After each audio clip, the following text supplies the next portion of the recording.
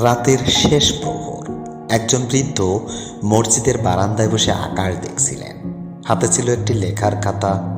নিয়মিত তিনি সেই খাতায় একটি করে প্রশ্ন লিখতেন। আজকের প্রশ্ন ছিল, আল্লাহ যদি আমাকে জিজ্ঞেস করেন তোমার সবচেয়ে বড় আমল কোনটি, তখন আমি কি উত্তর দেব? এমন সময় এক যুবক এলো, বৃদ্ধকে সালাম দিল এবং জানতে চাইল, চাচা মিয়া, আপনি প্রতিদিন একই খাতা নিয়ে বসেন কেন? বৃদ্ধ মুচকি হাসলেন এবং বললেন, এই খাতাটা হলো আমার আয়না, এখানে আমি আমার আখিরাত দেখি। যুবকটি অবাক হয়ে খাতাটা খুলল। প্রথম পাতায় লেখা আছে, আজ কাউকে কষ্ট দিলাম না তো। দ্বিতীয় পাতায়, আজ কাউকে উপকার করতে পেরেছি। তৃতীয় পাতায়, আজ এমন কোনো গুনাহ করলাম না তো যা মানুষ জানে না কিন্তু আল্লাহ জানেন।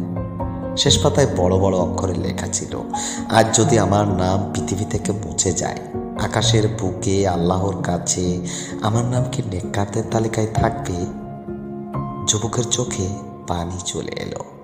সে জিজ্ঞাসা করলো, চাচা মিয়া, এই প্রশ্নগুলো আপনাকে কে শিখিয়েছে? বৃদ্ধ আকাশের দিকে তাকিয়ে বললেন, আমি কবরস্থানে গিয়ে শিখেছি। সেখানে হাজারো মানুষ শুয়ে আছে যারা আর কোনোদিন ফিরে এসে নিজেদের হিসাব ঠিক করার সুযোগ পায়নি। পরদিন ভোরে গ্রামের মানুষ খবর পেল সেই বৃদ্ধ আর নেই। তার বালিশের পাশে পড়ে আছে খোলা খাতাটি। শেষ লাইনে লেখা ছিল, হে আল্লাহ, আজকের হিসাব যদি শেষ হিসাব হয় তবে আমাকে আপনার রহমত ছাড়া বিচার করবেন না।